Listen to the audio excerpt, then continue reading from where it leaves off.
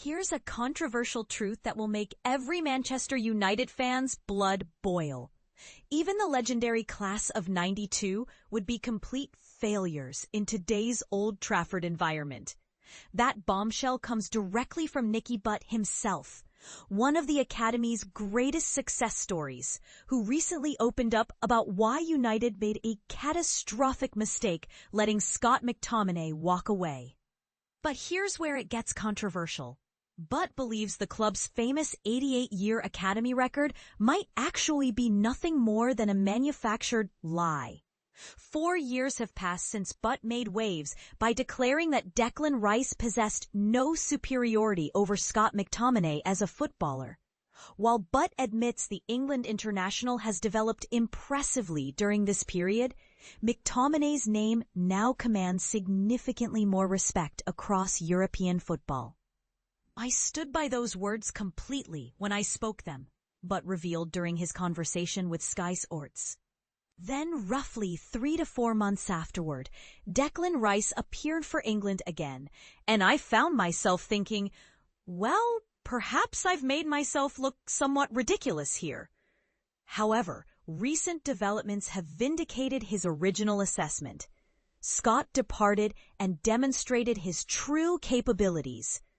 McTominay became the cornerstone of Napoli's triumphant Serie A campaign during the previous season, netting 12 crucial goals while claiming the league's most valuable player accolade. His extraordinary performance has completely demolished any suggestion that his abilities fell short of Manchester United standards. Scott represents everything admirable about professional football. He's genuinely an exceptional human being, explains Butt, whose 387 United appearances included a memorable role in the 1999 Champions League final triumph. Having served as an academy coach during McTominay's developmental years, Butt witnessed his journey firsthand. His path was incredibly challenging. The physical obstacles McTominay overcame have become legendary within football circles. He battled numerous growth-related complications and suffered through countless injuries, Butt recalls. The dramatic growth spurt that transformed McTominay from a slight youngster into a towering midfielder is well documented throughout football. During his early academy days, he appeared remarkably small and fragile, yet his mental fortitude remained unshakable. Nobody could ever doubt his determination and relentless drive, Butt emphasizes. Scott would be the first person to acknowledge that he wasn't blessed with otherworldly natural talent, just like I wasn't, just like Roy Keane wasn't.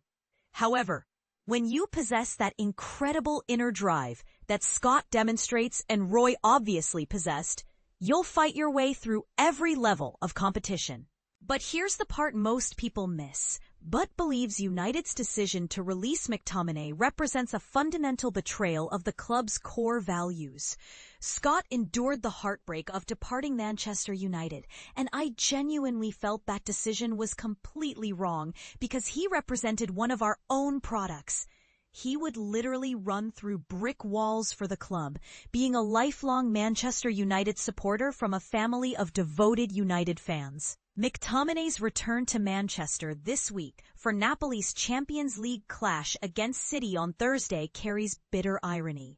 United themselves remain absent from European competition entirely. This situation perfectly exemplifies the age-old saying, Butt observes. You never truly appreciate what you possess until it's no longer yours. He continues, he's achieved godlike status among Napoli supporters now. Visit the city and you'll discover his photographs adorning every wall. It's absolutely magnificent. He's earned every bit of that recognition through pure hard work, weathering setbacks and maintaining his dedication. If he had remained at United, he might have become stagnant and never reached his current level. And this is where Butt drops his most controversial bombshell yet.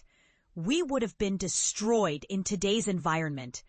Butt maintains that even the celebrated class of '92 generation would have crumbled under current circumstances. He made his Premier League debut alongside legendary midfielder Brian Robson, with defensive stalwarts Steve Bruce and Gary Pallister providing protection, while Brian McClare and Mark Hughes spearheaded the attack. Everyone constantly references our particular group, but reflects on the talented collection that featured Paul Scholes and David Beckham. If we had been introduced into today's Manchester United environment, the football world would never have heard our names. We would have managed perhaps 7, 8, 9, or 10 appearances maximum. What explains this dramatic difference? We were integrated into a successful football organization surrounded by world-class players, but more crucially, world-class professionals who were genuinely good human beings. They essentially created us. Believe me, the presence of true professionals around us made all the difference, he explains. Introducing one young player into any football club presents enormous challenges. Without genuine leaders to guide and protect you, failure becomes inevitable. If our entire group had entered this current Manchester United setup together, we wouldn't have survived. It would have been an absolute nightmare. But wait, there's more controversy brewing. Butt's own career nearly took a dramatically different path. Butt's near escape to Real Madrid in 2004. Nicky Butt came incredibly close to making his own international move when Real Madrid targeted him for acquisition. I held discussions with the club hierarchy, and they indicated that if I could identify the appropriate club that satisfied both my needs and Manchester United's requirements, they would approve the transfer. So I began exploring options. Carlos Queiroz was managing Real Madrid during that period, and he specifically wanted my services. Butt's preparation for the Spanish move extended to practical details like obtaining proper documentation for his beloved pet. I'm passionate about dogs, so I ensured they could accompany me immediately. However, the transfer never materialized. Sir Alex Ferguson ultimately blocked the proposed move. Player power hadn't emerged during that era, but even if it had existed, I wasn't the type of person to create excessive drama. I eventually joined Newcastle, which proved to be an incredible club where I thoroughly enjoyed my experience. Rival academies surpassed our standards. Speaking before launching his new podcast collaboration with Scholes, titled The Good, the Bad, and the Football, United's continuing decline represents a persistent topic throughout their discussions. Having worked within United's academy system between 2012 and 2021, Butt observed this deterioration occurring directly before his eyes. The situation remains a constant source of frustration. Ignoring obvious problems represents the worst possible approach, he states regarding City's transformation into Manchester's preferred destination for young talent. Young players witnessed rival clubs approaching them with superior facilities and resources. This created massive appeal for them. Throughout the entire country, academy systems elevated their standards significantly. At Manchester United, we became somewhat complacent, assuming our size and reputation meant we didn't need to match what other organizations were implementing. But maintaining excellence requires constant effort. But here's where it gets even more controversial. Could Butt himself have prevented this decline? I fundamentally disagreed with their direction. Considering his influential position, couldn't he have personally reversed this downward trend? You're merely a small component within a massive organizational machine. In 2021, he made the difficult decision to walk away. Developments were occurring at the club involving people whose philosophies directly contradicted everything I had been taught. One specific example particularly frustrated him: the artificial separation between academy operations and senior team activities bothered him tremendously. Young players are becoming increasingly disconnected from the first team environment, he explains. I fundamentally disagreed with the concept that the first team receives every resource and privilege, while everyone else occupies a separate, lesser space. This approach contrasted sharply with his own developmental experience as a young player. During my progression into the first team, I personally knew Brian Robson. I knew Mark Hughes. I knew Peter Schmeichel. I knew Brian McClare. All these superstars whose posters decorated your bedroom wall, he recalls. 3 years before joining them, I was still attending regular school. Yet I knew these legends intimately because we shared meals together daily. We trained side by side every single day. We functioned as one unified family.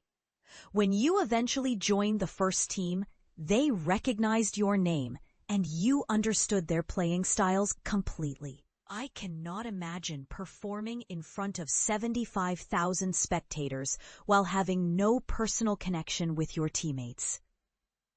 I believe they must become much more united, much more closely connected. My preferred approach was changing because outsiders were being brought in with different philosophies. And this is the part most people miss. Butt's most shocking revelation yet. The Academy record is essentially a lie.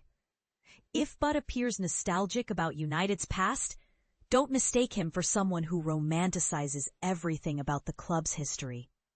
His perspective on the club's celebrated record of including an Academy graduate in every squad for 88 consecutive years might genuinely shock supporters. I maintain mixed feelings about that particular achievement.